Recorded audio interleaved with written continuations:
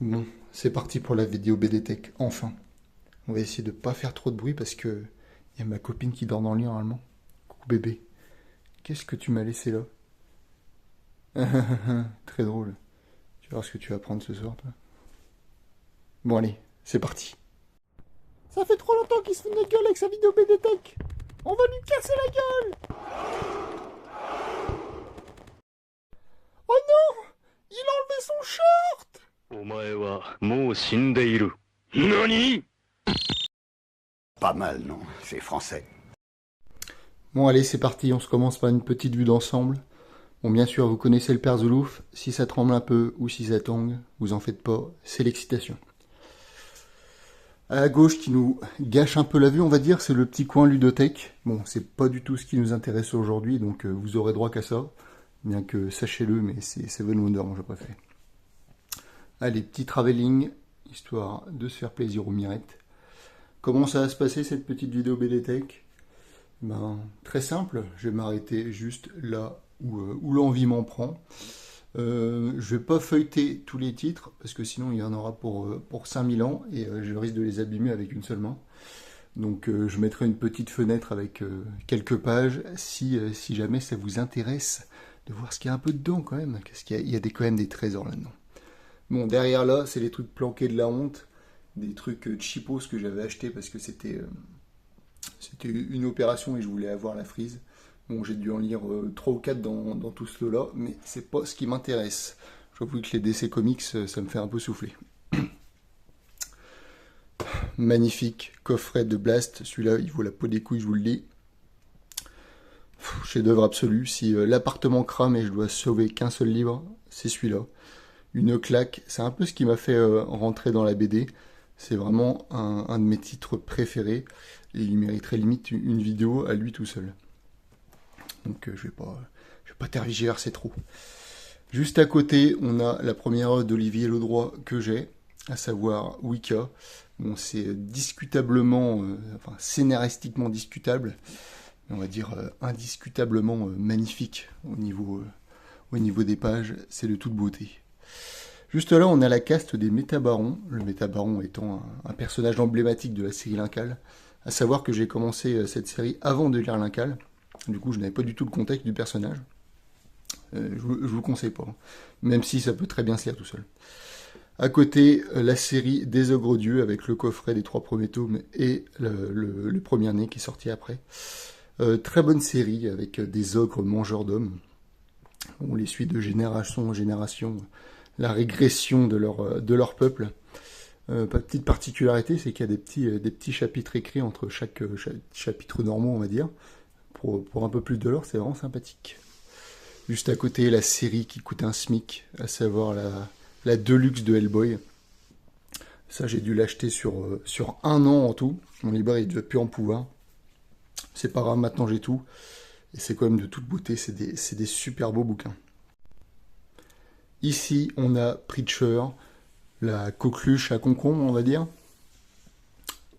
Là, on a, pour ceux qui reconnaissent, ce bout de nichon-là, on a bien entendu, la version pigeon, enfin je veux dire collector de Sin City.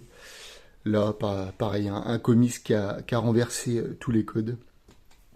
Juste à côté, une découverte assez récente. Je me tâtais grandement à le prendre. Je pense que ce titre, il souffre grandement de la comparaison avec Black Sad. Mais je pense il peut s'en détacher. Après la lecture de 2 tomes, je pense qu'il peut clairement s'en détacher. C'est assez unique en termes de dessin, mais moi j'aime beaucoup. Un des titres les plus sombres de la BDTech que j'ai, Monstre, un récit qui nous fait plonger dans l'enfer. Juste à côté, une revisite de Pinocchio par Vince Schluss. C'est graphiquement bluffant et vraiment extrêmement drôle, de l'humour bien noir, bien crade comme on les aime, avec un Jiminy Cricket au poil. Mon premier Frédéric Peters avec Château de Sable. Bon, je vous en ai parlé récemment en vidéo, mais c'était une claque. Et l'auteur a été une claque pour moi cette année. Vous le verrez avec quelques titres que j'ai achetés de cet auteur. Du Manuel Arsenet avec Le rapport de Brodeck, excellent titre, adaptation du roman éponyme. Et 78-140 Veliti, Coffret qui regroupe, si je dis pas de bêtises, ça doit être ses premières œuvres qu'il a fait en solo. Coffret qui est assez long, hein, c'est des livres un peu à l'italienne dedans, des super beaux bouquins, mais par contre, niveau lecture, c'est vraiment pas pour tout le monde, c'est très très dark.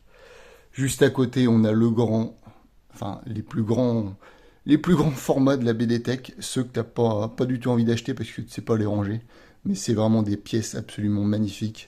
On a le grand Georges Bess au dessin pour Frankenstein, Dracula, mon petit préféré à moi, et Notre-Dame de Paris, le dernier sorti de la fratrie.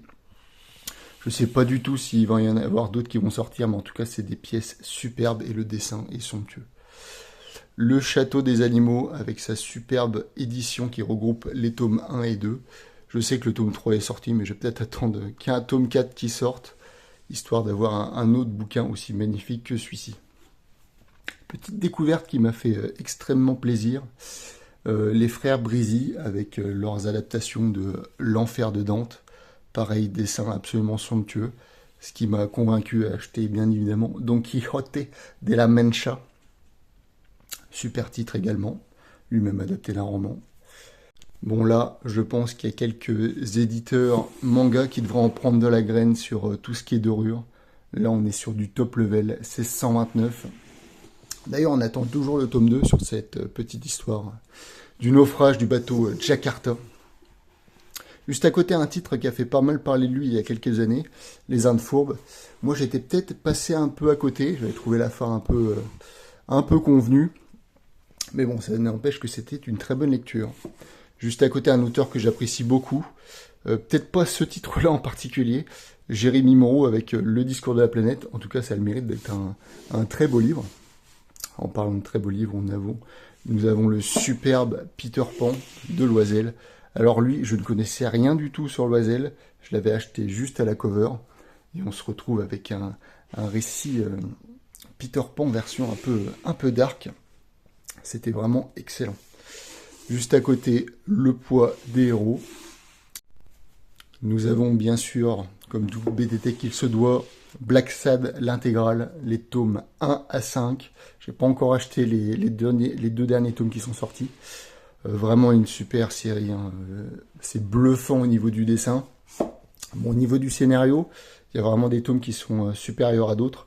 Je trouvais qu'il y en avait, on passe littéralement d'un conflit limite mondial à un truc où on poursuit un mec dans un cirque. Enfin, il y avait un problème de dosage au niveau de l'échelle des histoires. Juste à côté, on a le récit Podum. Ici, on a pas mal de label 619 avec des excellents titres. Bon, lui, je pense que c'est le titre qui a été le plus survendu. J'ai trouvé que c'était anecdotique comme lecture. Ici, on a Frontières, je ne sais plus le nom de l'auteur, Singelin, c'est celui qui a fait aussi Grosserie. J'ai peut-être préféré Grosserie à Frontières, mais c'est un auteur qui adore apporter énormément de détails à son dessin, c'est très chargé. Juste à côté, l'excellent Mathieu Bablet avec La Belle Mort, Shangri-La, qui est le premier titre que j'ai découvert de cet auteur, qui manie les couleurs avec grandiosité. Ici, on a Carbone et Silicium. N'achetez pas la version noir et blanc. Je ne sais pas pourquoi ils ont sorti une version noir et blanc, parce qu'il est tellement en couleur. Ad Astra, qui est personnellement mon petit préféré, avec son petit thème mythologique. Juste à côté, Le Ciel dans la tête. Très bonne lecture qui m'a été conseillée par une de mes libraires récemment. Je vous la conseille grandement. Petite surprise niveau comics. The Nice House on the Lake. On en parlera peut-être plus en détail demain, les gars. Mais ça a été une bonne surprise, je ne m'attendais pas.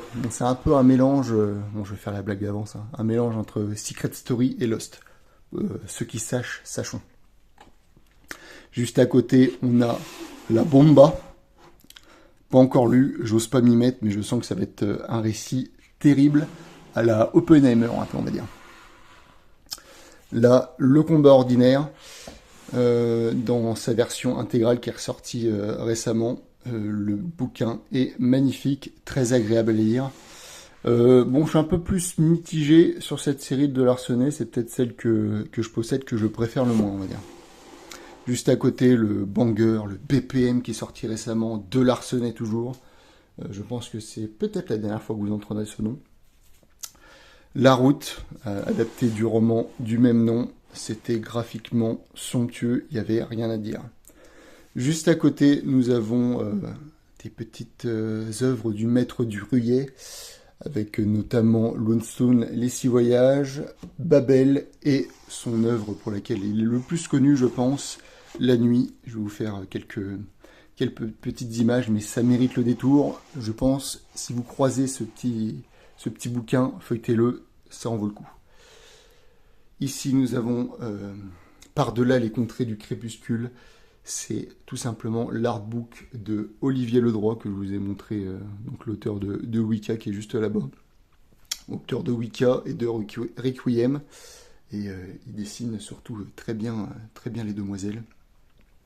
Je vous mettrai quelques pages, mais ça c'est un bouquin magnifique. Juste derrière, nous avons Atome, ça c'est de la lecture de chiottes, hein, tout simplement. Enfin, pas une lecture de merde, mais une lecture pour lire aux chiottes. Vous m'avez compris. On va passer à un niveau en dessus et on va peut-être accélérer parce que sinon je ne vais jamais y arriver. Là, on a l'entièreté des œuvres de Alejandro Jodorowsky dans une édition anniversaire en 12 tomes. Ça m'a coûté les peaux du cul, mais au moins j'ai la superbe tête et la superbe pose d'Alejandro derrière. Donc c'est notamment le scénariste principalement de l'Incal, du Lama Blanc, de la Caisse des Métabarons et moult autres titres. C'est un mec très respecté dans le domaine de la SF. Juste ici, on a un artbook de H.R. Giger chez Taschen. C'est vraiment des super bouquins ceux-là. Donc j'ai de Giger et d'estampes japonaises tout simplement. À côté, on a Happy Sex de Zep. Pour les coquins qui connaissent, c'est un peu la version X de Titeuf. À côté, Contrition, titre que je voulais me prendre depuis longtemps. Il y a cette putain de barre qui va me casser les couilles, évidemment. Les Guerres de Lucas, très bonne lecture récente. Je pense qu'il va y en avoir d'autres sur la création de Star Wars du point de vue de George Lucas, tout simplement. Du Frederick Peters, que je me suis toujours pas lu, L'homme gribouillé. Le premier Enki Bilal que je me suis pris, j'avais très très peur de cet auteur. Ma peur s'est un peu dissipée avec la lecture de cette œuvre, mais je vous en parlerai plus tard. Juste derrière, adaptation du roman de George Orwell, 1984, bien sûr. L'homme à la tête de lion, juste à côté. Ici, on a Jour de sable. Mon seul Rochette, si je dis pas de bêtises, La dernière reine, je ne l'ai toujours pas lu. Putain, je cadre comme une bite, je suis en train de regarder. Je ne l'ai toujours pas lu, mais apparemment, il a arrêté la BD, donc c'est parfait, au moins, j'aurai le temps de rattraper. Hop, est-ce qu'on peut repousser? Ouais. Ici, nous avons le Bibliomule de Cornoué.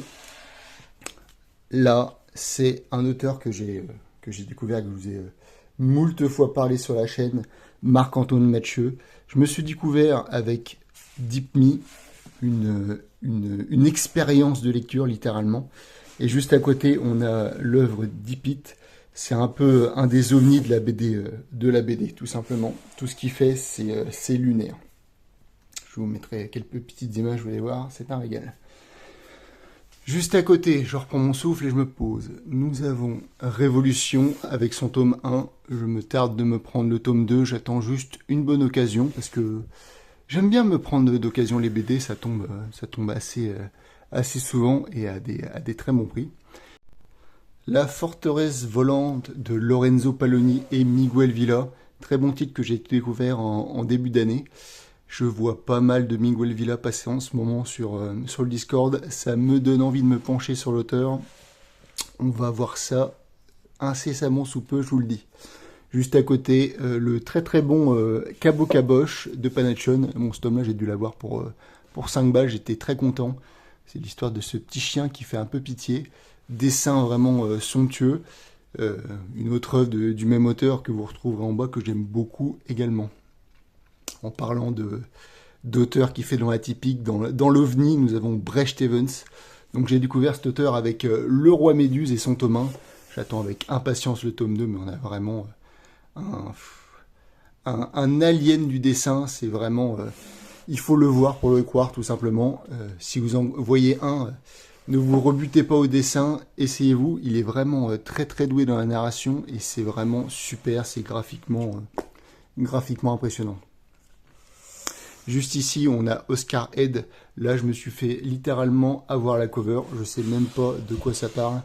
Enfin, si, globalement, mais je vais éviter de vous faire un résumé foireux, parce que je l'ai pas encore lu. Juste à côté, nous avons le... Je vais arrêter de dire juste à côté. Just Nearby, nous avons Chabouté, un auteur que j'ai découvert récemment, pareil. Donc, on a le petit tout seul qui est sur le lit. Ici, on a le musée et Yellow Cab. Donc le musée, c'est juste l'histoire. Si vous connaissez le film Une vie au musée, bah, c'est le point de vue des œuvres d'art, tout simplement. Ici, on a une petite histoire de taxi. Et tout seul, c'était... je vais vous le chercher. C'est l'histoire d'un mec qui est tout seul dans un phare. Voilà. Si ça vous fait pas bander, je sais pas ce qui vous fait bander. Ici, l'excellente série RIP que m'avait recommandé mon très bon ami Authentique. Littéralement des pilleurs de défunts. Ils viennent chez vous une fois que vous êtes mort. Ils prennent tout ce qu'il y a de valeur et ils leur vendent. Sauf que lors d'une de ces missions, il y a quelque chose qui va pas bien se passer et ça va foutre un gros bordel. Et en fait, à chaque tome, on va suivre le point de vue d'un des personnages de l'équipe différent. Et on va en savoir un peu plus sur toute cette histoire. C'était vraiment super.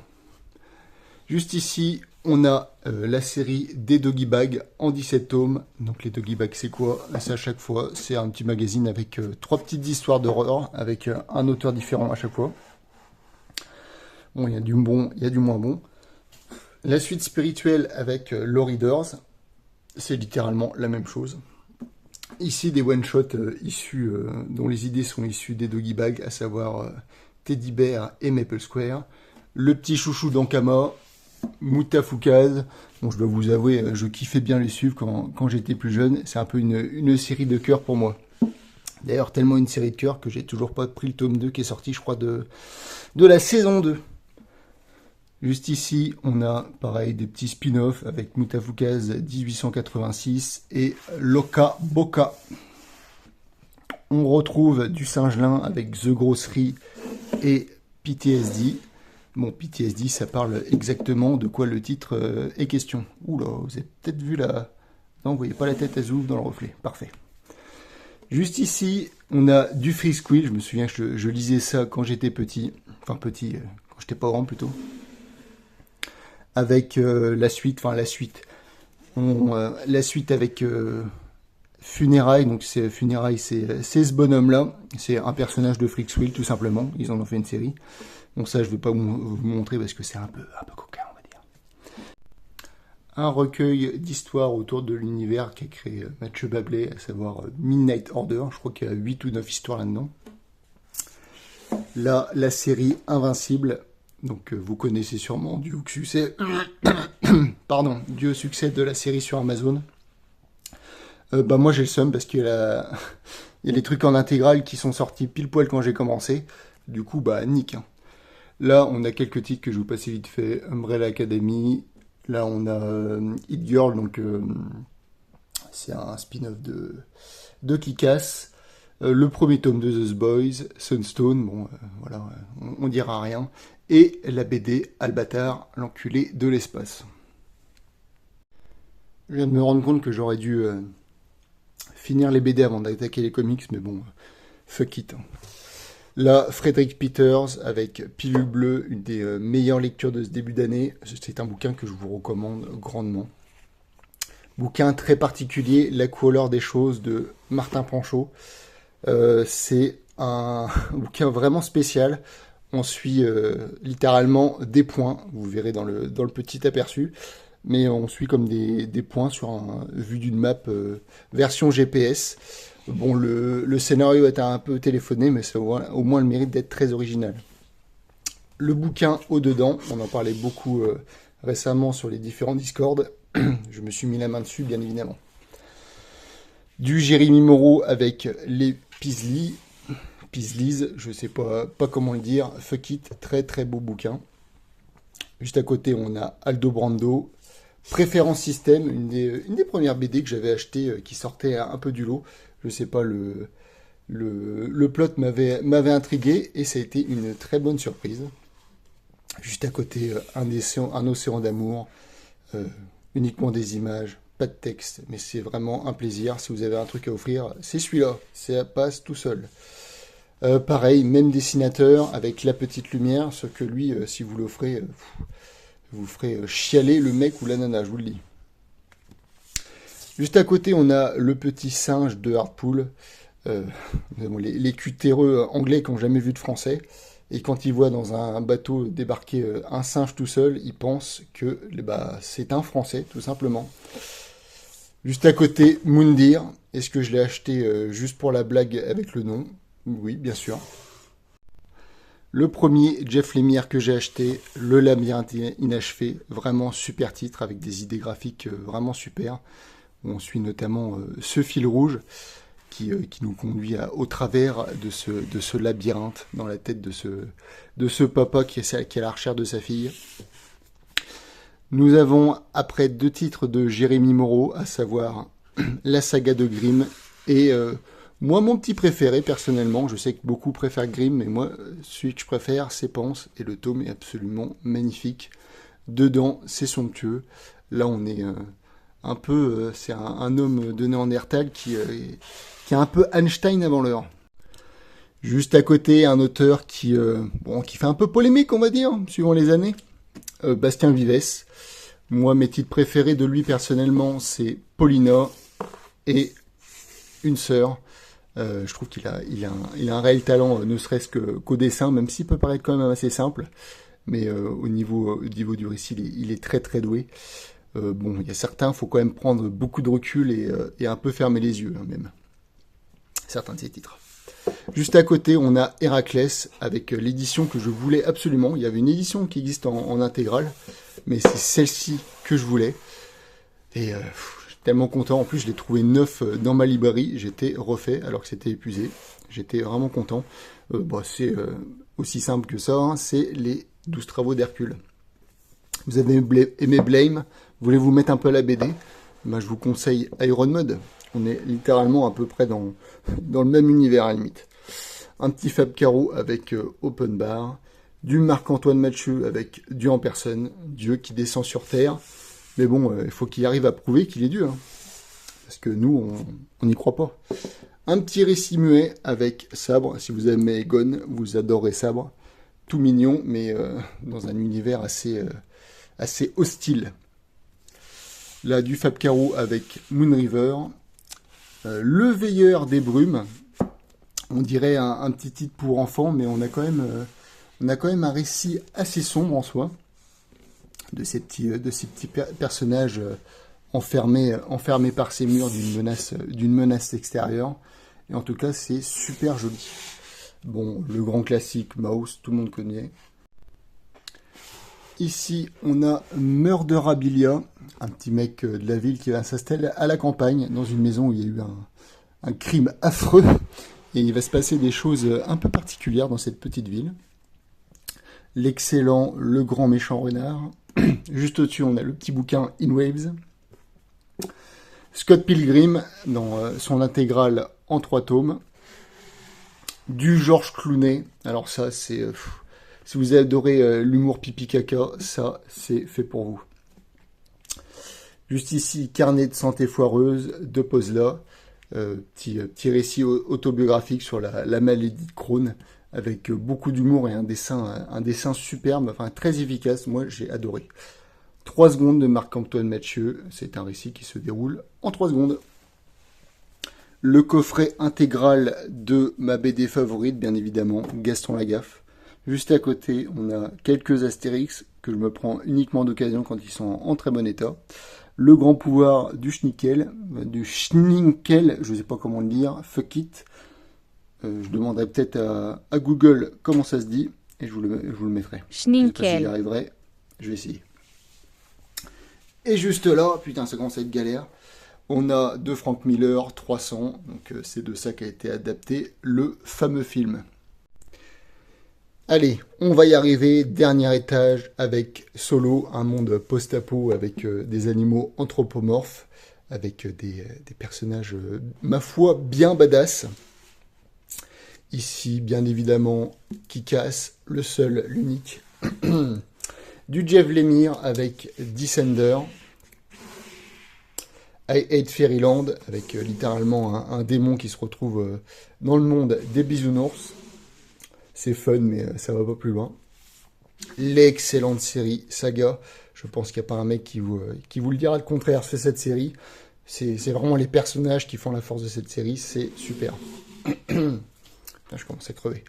Juste à côté, on a Ex Machina, donc du même auteur de Brian K. Vaughan. Encore du Jeff Lemire, décidément, avec Little Monsters. Du American Gods, que j'avais découvert avec la série que j'avais adorée. Et ben, la série était extrêmement fidèle au bouquin, j'arriverai pas à leur mettre, nick. Juste ici, The Shaolin Cowboy. Un moine Shaolin qui combat des zombies avec, enfin des revenants plutôt avec des tronçonneuses et qui ne parle pas et qui se déplace avec littéralement l'âne de Shrek qui n'arrête pas de parler. C'est sport, c'est sport. Ici, la série Watchmen dans son édition version dos un peu Rorschach. J'aime beaucoup cette édition. Ici, Lock and Key, bien sûr. Très bonne série. La série Mastro qui était visuellement très très intéressante. The Wicked plus The Divine. J'avais commencé, j'aimais bien le topo, mais je dois vous avouer que j'ai vite lâché. Petite série Rumble sur un dieu de la guerre qui va se retrouver dans un corps d'épouvantail. Très très très bonne petite série. Du Lady Mechanica, ça je m'étais fait avoir par le dessin. C'était bien, mais sans plus. Une petite série qui s'appelle Croque-Mitaine. Juste à côté, bah ça c'est pas tellement du manga, nous avons... Ah putain, je me fais niquer la gueule. Nous avons Le Geek, la Blonde et l'Assassin. Bah ça a l'air aussi bien que c'est aussi bien que le titre, hein, je vous le dis tout de suite. Voilà, on fait le tour. Le petit bouquin Rêve et Demon Days de Peach Momoko. Et en dessous, allez, en dessous, nous avons les œuvres de Mamoru Hosoda et bien sûr, à peu près, je crois qu'il y a quasiment tous les Ghibli. Et là, nous avons quelques magazines Otomo et un petit bouquin sur les kaiju. J'y suis arrivé, enfin. Je vous refais un dernier petit tour et je vous remercie de vous abonner. On est un peu plus de 700, ça fait plaisir. Je sais que je suis pas très régulier dans les sorties, je sors que des achats manga de merde. Mais comprenez, c'est pas simple de se libérer du temps pour faire certaines vidéos. Très beau poster de la route, by the way.